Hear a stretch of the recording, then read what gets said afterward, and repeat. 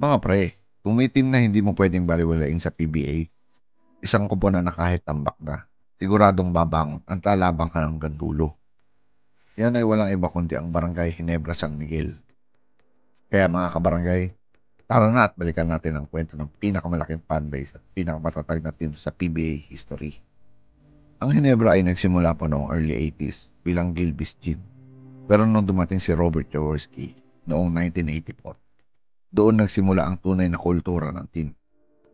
Nagsimula ang kasaysayan ng Ginebra, hindi lang sa panalo, kundi sa puso ng paglalaro. Ang Never Say Die mantra ay nagsimula kay Robert Jaworski, ang living legend na kahit duguan na at injured ay babalik pa rin sa court para itulak ang kanyang team. At ang tinutukoy ko ay ang isang iconic moment laban sa Northern Consolidated noong 1985. Na-injure si Jaworski at dinala sa ospital. Pero makalipas ang ilang oras, bumalik siya sa court kahit may tahi sa labi para ipagpatuloy ang laban. At doon na nga sinilang ang Never Say Die mantra na hanggang ngayon ay parang tatak ng tip. Imaginein mo, injured ka na, duguan ka pa, pero babalik ka sa laban dahil hindi mo matiis iwan ang mga kasama mo. Yun ang Ginebra spirit. Ito ang nagpatibay ng image ng Ginebra bilang team ng masa na kahit ordinaryong tao makaka-relate sa laban hanggang huli. Kumbaga, kung may laban ka sa buhay, parang Barangay Ginebra ka, hindi sumusuko. At hindi lang basta fans, isang buong barangay ang dala ng Ginebra. Sa bawat laro, makikita mo ang dagat ng pula at puti. Mula Araneta hanggang MOA, puno ang arena. Ang pagiging fan ng Ginebra ay generational. Mula tatay, anak, hanggang apo, tuloy-tuloy ang suporta. Kahit minsan ilang taon silang walang kampyonato, solid pa rin ang suporta. Yan ang kakaiba sa Ginebra Nation. Aside from Jaworski, dumaan din ang mga legends tulad nina JJ Helderbrand, Mark Kagiwa, at nabigyan ng dalawa ng moniker na The Fast and the Furious Tandem na nagbigay ng maraming alaala sa fans. Ngayon, pinangungunahan naman ni L.A. Tenorio ang leadership, kasama ang towering presence ni Japet Aguilar, ang Pinis na Stanley Pringle, at syempre ang Gilas Pilipinas star na si Scottie Thompson, na kilala sa hustle, rebound, at catch play. At huwag din natin kalimutan ang import na si Justin Brownlee, isang tunay na adopted son ng Barangay Ginebra Nation. At pag-usapan din natin ang championship at historic moments. Isa sa pinakamatinding moment, ang 2016 Commissioner's Cup, kung saan si Brownlee ang nagpasok ng buzzer beater 3 laban sa Meralco, ending a long title drought. Mula noon, sunod-sunod ang finals appearance at championships.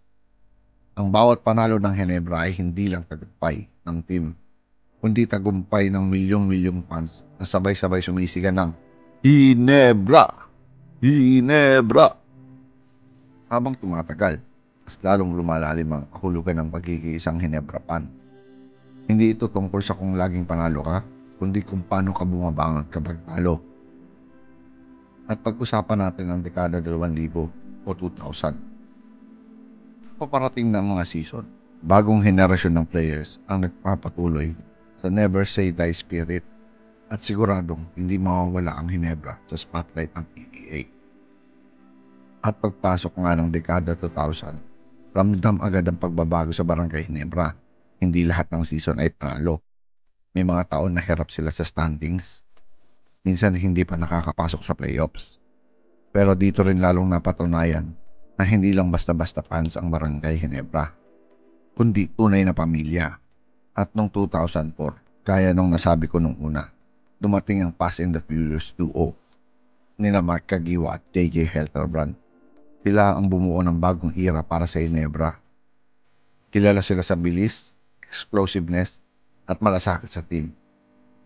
At kahit hindi laging nagka-champion ng Ginebra, bawat laro nila ay parang championship game sa mata ng mga fans. At noong 2004 at 2005, back-to-back titles. At sobrang solid nun. Doon unang nakita ng bagong henerasyon kung bakit tinatawag na Never Say Die ang team na ito. Pero syempre, dumating din ang mga taon ng paghihirap. May mga season na halos last place ang Ginebra. Pero kahit ganun, sold out pa rin ang mga laro nila. Imaginein mo, ibang team, pag nasa dulo ng standings, walang pumapansin. Pero ang Barangay Ginebra, lagi pa rin puno ang araneta. Laging may daladalang tarpaulin, sigawan at suporta. Dito na rin pumasok ang iba pang Ginebra legends tulad nina Eric Meng, Rudy Hatfield at Marlo Aquino. Kasabay ng paglipas ng panahon, unti-unting nabuo ang identity na kahit sino ang nakasuot ng red jersey, obligado magpakita ng puso sa court. Pagsapit ng late 2000s hanggang early 2010, medyo mahirap ulit ang sitwasyon. Nag-iba-iba ang coaches, nagbago-bago ang lineup, may mga panalo, may mga masasakit na palo, pero consistent ang isang bagay. Hindi iniwan ng barangay ang kanilang pupunan. At dito mo makikita ang tunay na kaibahan ng Ginebra sa ibang teams. Ang loyalty ng kanilang fans. Kahit na ilang taon na silang hindi nakaka-champion, hindi humina ang sigaw ng Ginebra! Ginebra! Sa bawat laro. Pagdating ng 2015, dumating ang pinakamalaking pagbabago ng Barangay Ginebra. Sa pagkuha kay Coach Tim Cone, ang winningest coach sa buong PBA history. Sanay si Cone sa sistema at disiplina at dinala niya ang triangle offense na ginagamit niya para mag-champion kasama ang Alaska at San Miguel Coffee. Maraming nagsabi noon na baka hindi bagay ang triangle kay Ginebra kasi mas kilala ang team sa mabilis na laro at high energy style na gaya ng run and gun play. Pero si Cone, marunong mag-adjust. Pinagsama niya ang sistema at ang puso ng Ginebra. At dito nagsimula ang panibagong kabanata. At syempre, noong 2016, dumating si Justin Brownlee, isang import na hindi na umalis mula sa puso ng barangay. Unang laro pa lang niya sa Ginebra, kitang-kita agad ang husay at unselfish play niya. At sino ba makakalimot sa kanyang game-winning 3-pointer laban sa Meralco Bolts kontra kay Allen Durham sa 2016 Governors Cup Finals. Matapos ang 8 taong paghihintay, muling nakabalik sa tuktok ng Barangay Ginebra. Simula noon, naging consistent contender ang Ginebra. Kasama ni Brownlee ang mga bagong mukha tulad ni Scottie Thompson na naging simbolo ng hustle at all-around play. Lagi siyang may rebound kahit mas maliit siya kaysa sa kalaban. At dahil dito, tinanghal pa siyang PBA MVP. Siyempre, nandyan din si LA Tenorio, ang Iron Man ng PBA na naging floor general at inspirasyon ng team. Kahit tumaan siya sa laban sa cancer, pinatunayan niyang walang makakapigil sa never say die spirit. Nandyan din si Japet Aguilar, kilala sa kanyang mga poster dunks at shot blocking. Sa bawat laro, may highlight play siya na nagbubukas ng sigawan mula sa buong arena. Mula 2016 hanggang 2022, paulit-ulit na naging kampiyon ang Ginebra, lalo na sa Governors Cup. Halos taon-taon ay nasa final sila laban sa Meralco Bolts at bawat serye ay parang barangay fiesta. Pinaka-iconic siguro ang 2020 PBA Bubble Championship sa gitna ng pandemic. Walang fans sa venue pero ramdam ang suporta mula sa buong bansa. Kahit mahirap ang sitwasyon, pinatunayan ng Ginebra na kaya nilang magtagumpay kahit walang barangay sa arena. Ngayon sa 2025, nananatili pa rin pinakamalakas at pinakapopular na team ang Barangay Ginebra.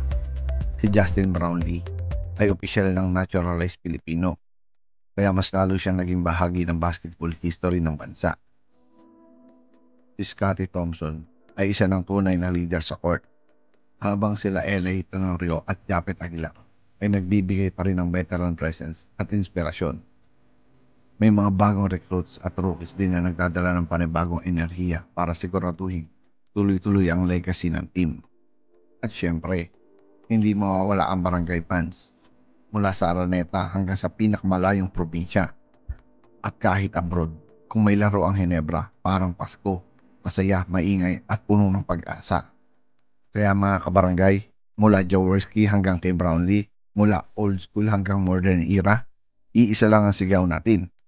never say die, at Hinebra! Hinebra! Kung proud ka bilang Hinebra fan, comment mo sa baba. NSD forever! At huwag kalimutang i-like, share at mag-subscribe para lagi kang updated sa latest Barangay Hinebra San Miguel. Maraming salamat mga pre!